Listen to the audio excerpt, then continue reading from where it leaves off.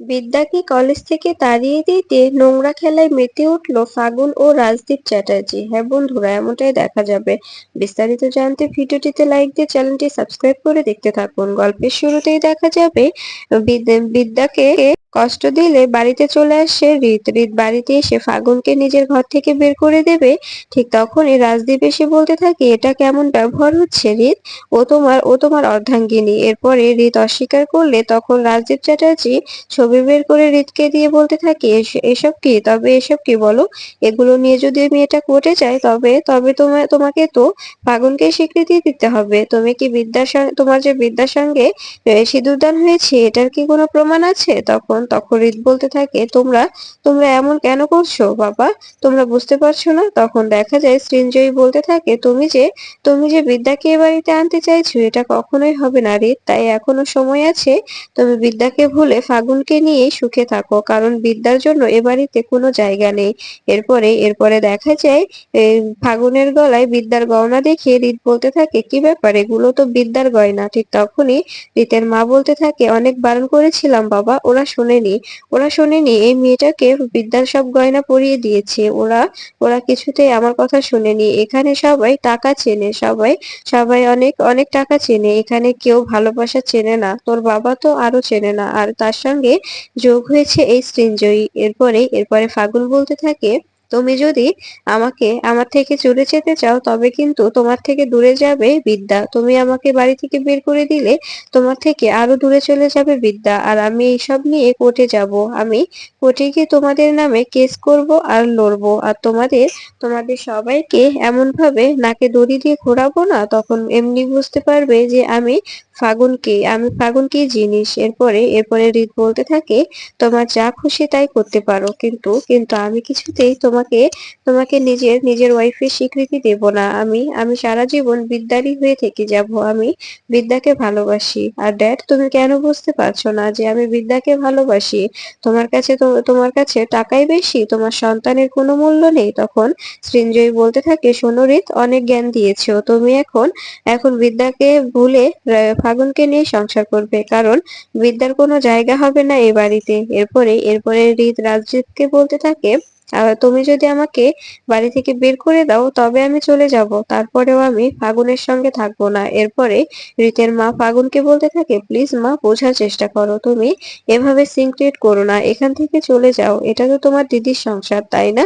তখন দেখা যায় সৃঞ্জয়ী বলতে থাকে, যে দিদি ভাই, তুমি কি বলছো? ফাগুনের সঙ্গে তো বিয়ের কথা ছিল। ঠিক তখনই ফাগুন বলতে থাকে, আমি কোথাও যাব না। আর আমার পায়ের পায়ের তোড়াটা পরিয়ে দিন। এভাবে দাঁড়িয়ে আছেন কেন? তখন সৃঞ্জয়ী বলতে থাকে, ঠিক আছে, পরিয়ে দিচ্ছি।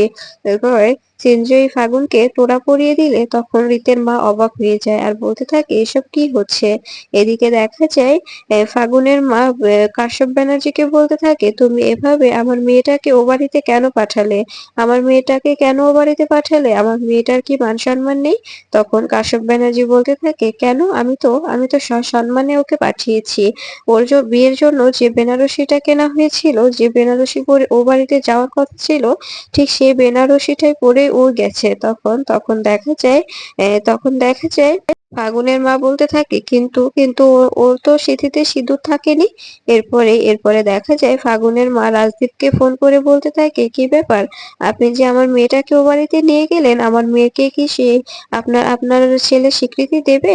আপনার ছেলে কি আমার মেয়েকে মেনে নেবে যে আপনি এভাবে আমার মেয়েকে নিয়ে গেলেন? তখন রাজদীপ চ্যাটার্জি বলতে থাকে, অবশ্যই দেবে, কেন নয়, কেন দেবে না?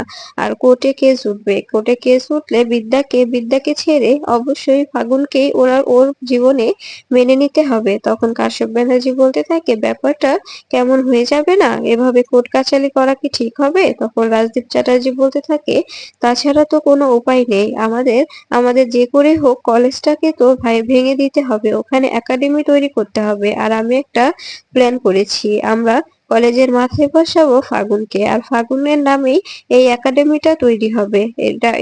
এ সবকিছু ফাগুনের নামেই হবে, ফাগুনের নামেই উদ্ভাবন করা হবে, আর ফাগুনকে দিয়ে বিদ্যাকে সরিয়ে দেওয়া হবে। এরপরে দেখা যায় তখন ফাগুনের মা বলছে, এসব আপনি কি বলছেন? আপনারা নিজেদের সাধ্য শিথিল করার জন্য আমার মেয়েটাকে কেন এভাবে বলির পাঠা বানাচ্ছেন বলুন তো?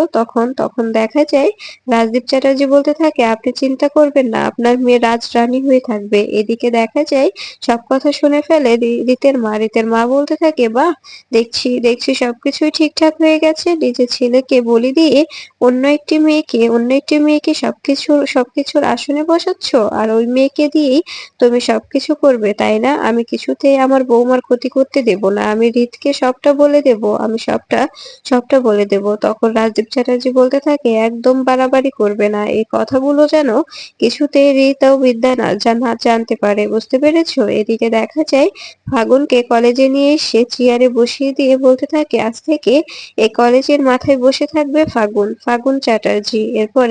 এরপরে দেখা যায় প্রফেসর বিবিকে ফোন করে চ্যালেঞ্জ করে ফাগুন, আর বলতে থাকে, এবার খেলা জমবে, আয় কলেজে।